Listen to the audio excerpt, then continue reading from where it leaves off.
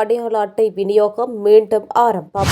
எரிபொருள் வரிசைக்கு முற்றுப்புள்ளி. தங்கும் விலை வரலாறு காணாத உச்சம். வேகமாக வந்த சிற்றுந்து மோதியதில் 7 பேர் காயம்.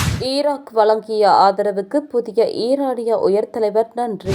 மசகு எண்ணெய் விலை மீண்டும் அதிகரிப்பு. பண்டிகை கால இணைய மோசடிகள் குறித்து தொலைத்தொடர்பு ஒழுங்குமுறை ஆணைக்குழு எச்சரிக்கை. கோர விபத்தில் சிக்கிய இலங்கை தமிழ் நாடாளுமன்ற உறுப்பினர். மார்ச் 31ஆம் தேதிக்கு பின்னரான எரிபொருள் விநியோகம் குறித்து வெளியான அறிவிப்பு. இலங்கையில் பொதிகளை அனுப்பும் மற்றும் பெரும் மக்களுக்கு அவசர எச்சரிக்கை. ராயபக்சக்களின் திட்டங்களுக்கு அலிசப்ரி போட்ட தடை. மலையக மக்களை தரக்குறைவாக பேசிய பாராளுமன்ற உறுப்பினர் ராமநாதன் அர்ஜுனாவுக்கு எதிராக மலையக ஊழியர் சங்கத்தினரால் நேற்று பசறை நகரில் எதிர்ப்பு ஆர்ப்பாட்டம் ஒன்று இடம்பெற்றது. தேசிய அடையாள அட்டை விநியோகம் மீண்டும் ஆரம்பம். ஒருநாள் சேவை பெறுநர்களுக்கு விசேட அறிவிப்பு.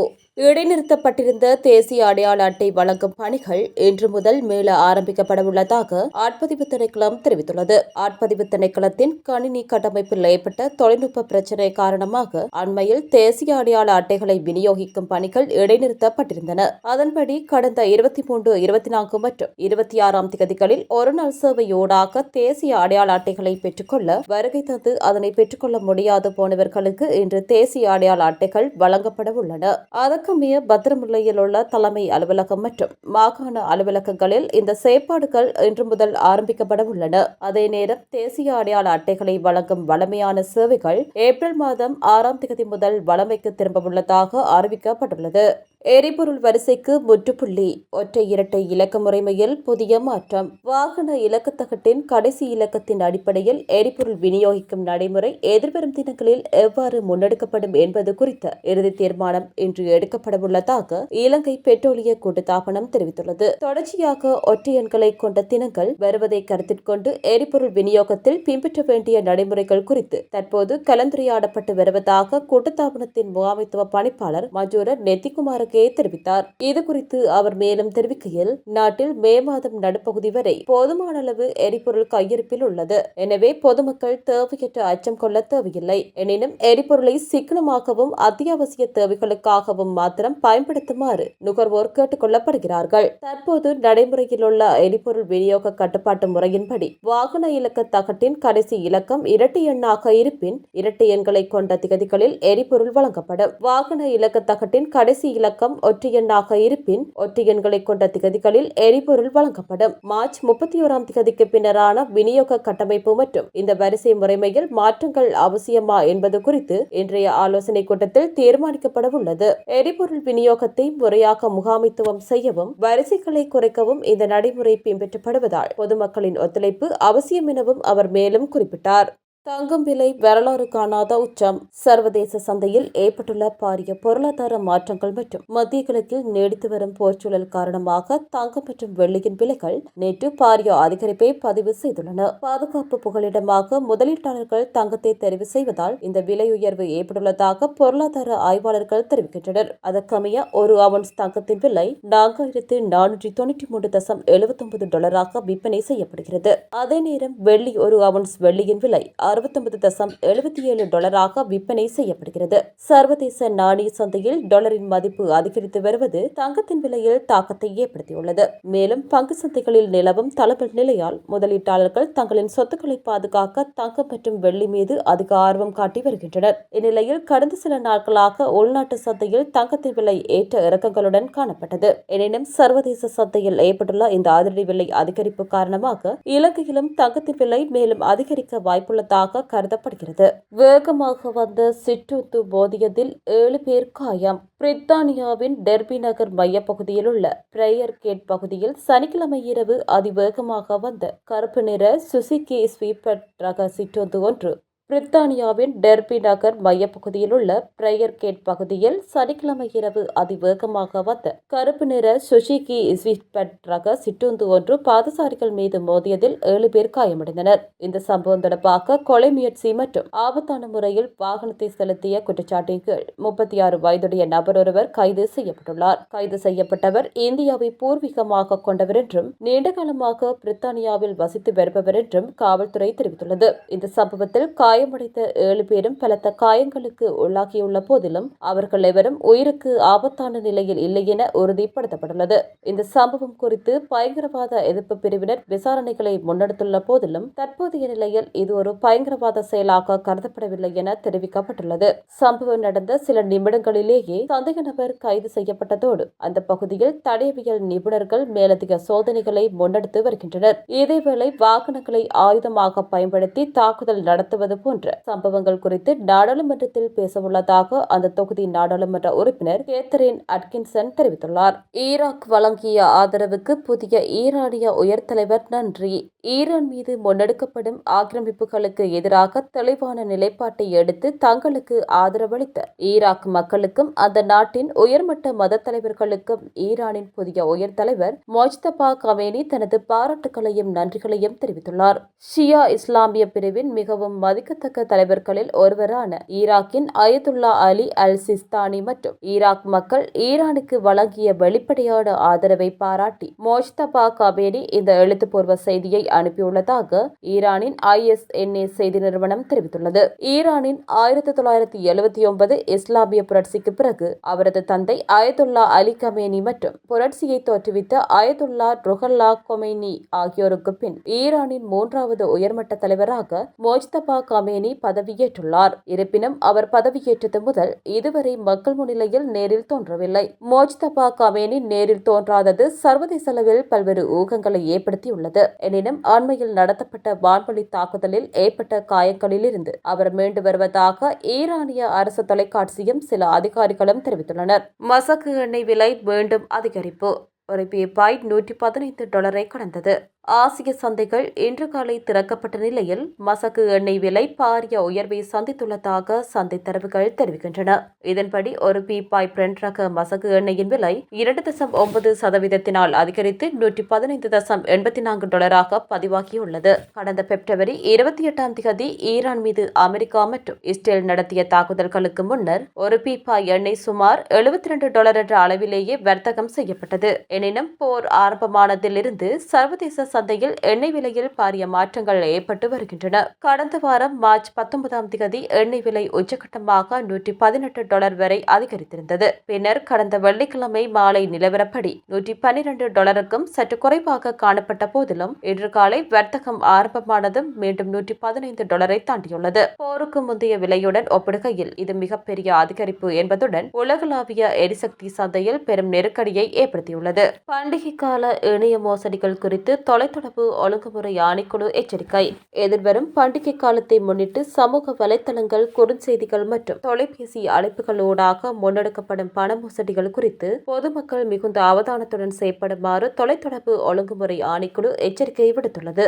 இதுகுறித்து தொலைத்தொடர்பு ஒழுங்குமுறை ஆணைக்குழுவின் முன்னணி தகவல் பாதுகாப்பு பொறியியலாளர் சாருக தமனு போல தெரிவிக்கையில், வங்கிகள் அல்லது விமான நிறுவனங்களின் பிரதிநிதிகள் போல் நடித்து தனிப்பட்ட தகவல்கள், கடவுச்சொற்கள் மற்றும் ஒருமுறை பயன்படுத்தும் கடவுச்சொற்களை பெற்றுக்கொள்ள முயற்சித்தல், சமூக வலைதளங்களூடாக நம்ப முடியாத அளவிலான தள்ளுபடி விலையில் பொருட்களை விற்பனை செய்வதாக கூறி செலவு அட்டை விவரங்களை திருடுதல், உத்தியோகபூர்வ நிறுவனங்களின் சின்னங்கள் மற்றும் வடிவமைப்புகளை பிரதிபலிக்கும் வகையில் உருவாக்கப்பட்ட போலி இணையதளங்களூடாக மக்களை ஏமாற்றுதல். தற்போது மாதத்துக்கு 150 முதல் 200 வரையிலான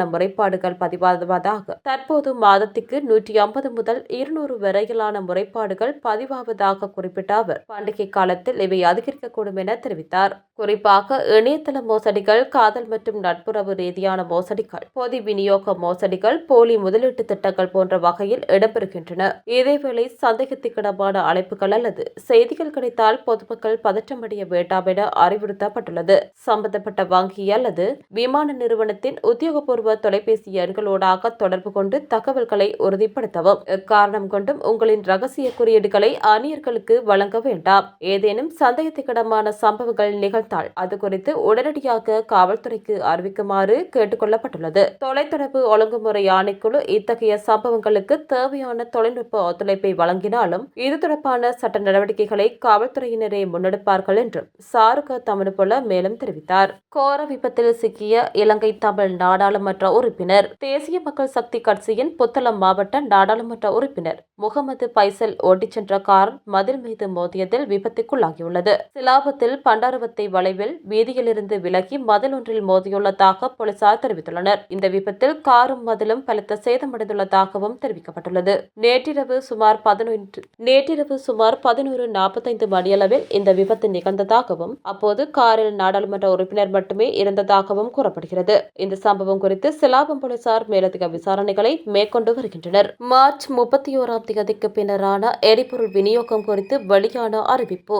வாகன இலக்கத்தகட்டின் கடைசி இலக்கத்தின் அடிப்படையில் எரிபொருள் விநியோகிக்கும் நடைமுறை எதிர்வரும் தினங்களில் எவ்வாறு முன்னெடுக்கப்படும் என்பது குறித்த இறுதி தீர்மானம் இன்று எடுக்கப்படவுள்ளதாக இலங்கை பெட்ரோலிய கூட்டுத்தாபனம் தெரிவித்துள்ளது. தொடர்ச்சியாக ஒற்றை எண்களை கொண்ட தினங்கள் வருவதை கருத்தில் கொண்டு எரிபொருள் விநியோகத்தில் பின்பற்ற வேண்டிய நடைமுறைகள் குறித்து தற்போது கலந்துரையாடப்பட்டு வருவதாக கூட்டுத்தாபனத்தின் முகாமைத்துவ பணிப்பாளர் மயூர நெத்திகுமார்கே தெரிவித்தார். இதுகுறித்து அவர் மேலும் தெரிவிக்கையில், நாட்டில் மே மாதம் நடுப்பகுதி வரை போதுமான அளவு எரிபொருள் கையிருப்பில் உள்ளது. எனவே பொதுமக்கள் தேவையற்ற அச்சம் கொள்ள தேவையில்லை.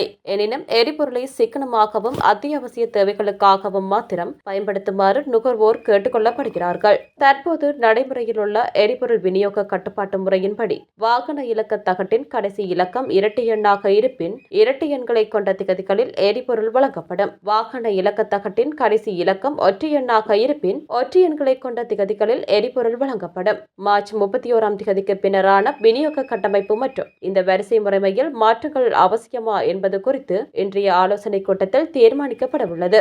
எரிபொருள் விநியோகத்தை முறையாக முகாமித்துவம் செய்யவும் வரிசைகளை குறைக்கவும் இந்த நடைமுறை பின்பற்றப்படுவதால் பொதுமக்களின் ஒத்துழைப்பு அவசியம் எனவும் அவர் மேலும் குறிப்பிட்டுள்ளார். இலங்கையில் பொதிகளை அனுப்பும் மற்றும் பெரும் மக்களுக்கு அவசர எச்சரிக்கை. தபால் திணைக்களத்தின் அதிகாரப்பூர்வ இணையதளத்தை போன்ற ஒரு இணையதளத்தை பயன்படுத்தி மோசடி நடைபெற்று வருவதாக தகவல் வெளியாகியுள்ளது. ஒரு குறிப்பிட்ட நபர் அல்லது குழுவினர் பொதிகளை பெறுவதற்கு கட்டணம் செலுத்த வேண்டும் என்று பலருக்கு கைபேசி குறுஞ்செய்திகள் மூலம் தெரிவித்துள்ளதாக தபால் திணைக்களம் கூறியுள்ளது. மேலும் வாடிக்கையாளர்களை ஆன்லைனில் பணம் செலுத்துமாறு கேட்டு இந்த மோசடி நடைபெற்று வருவதும் தெரியவந்துள்ளது. அதற்கமைய இந்த மோசடிக்காரர்கள் வாடிக்கையாளர்களின் கணக்குகளில் இருந்து மோசடியாக பணத்தை பெறும் சம்பவங்கள் குறித்து தங்களுக்கு முறைப்பாடுகள் வந்துள்ளதாக தபால் திணைக்களம் தெரிவித்துள்ளது. இது தொடர்பாக குற்றப்புலனாய்வு திணைக்களம் பிற தொடர்புடைய நிறுவனங்களுக்கும் தகவல் தெரிவிக்கப்பட்டுள்ளது. இதுபோன்ற மோசடியான குறுஞ்செய்தி இணைப்புகள், போலி இணையதளங்கள் மற்றும் ஆன்லைன் கட்டண கோரிக்கைகள் குறித்து பொதுமக்கள் எச்சரிக்கையாக இருக்குமாறு தபால் திணைக்களம் அறிவுறுத்தியுள்ளது. இதற்கிடையில் நாட்டில் தங்கியிருந்த போது பண மோசடி கும்பலில் ஈடுபட்ட 18 வெளிநாட்டினர் ஏப்ரல் 6ஆம் தேதி வரை விளக்கமறியலில் வைக்கப்பட்டுள்ளனர். நீர்கொழும்பில் உள்ள ஒரு தங்கும் விடுதியில் நடத்தப்பட்ட சோதனையின் போது சந்தேக நபர்களான வெளிநாட்டவர்களை போலீசார் கைது செய்து நீதிமன்றத்தில் முன்னிலைப்படுத்தினர். கைது செய்யப்பட்டவர்களில் 16 சீன நாட்டினரும் 2 கம்போடிய நாட்டவர்களும் அடங்குவர். ராயபக்சக்களின் திட்டங்களுக்கு அலிசப்ரி போட்ட தடை.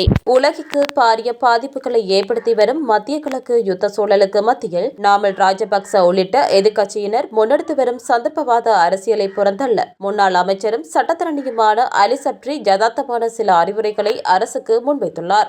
ஊடகவியலாளர் சந்திப்பொன்றை நடத்திய அவர், இலங்கைக்கு முன்னால் உள்ள சவால்களை முறியடிக்க பல பிரபலமற்ற தீர்மானங்களை உடனடியாக எடுக்க வேண்டியுள்ளதாக குறிப்பிட்டுள்ளார். அதில் அவர் மேலும் குறிப்பிட்டுள்ளதாவது, வாகன இறக்குமதியை முழுமையாக நிறுத்துதல், ஆடம்பர பொருட்களின் இறக்குமதியை கட்டுப்படுத்துதல், அதன் மூலம் எரிசக்தி பாவனையை குறைப்பதோடு வெளிநாட்டு செலாவணியை பாதுகாத்தல் என்பன அவசர தேவைகள் என அவர் சுட்டிக்காட்டியுள்ளார்.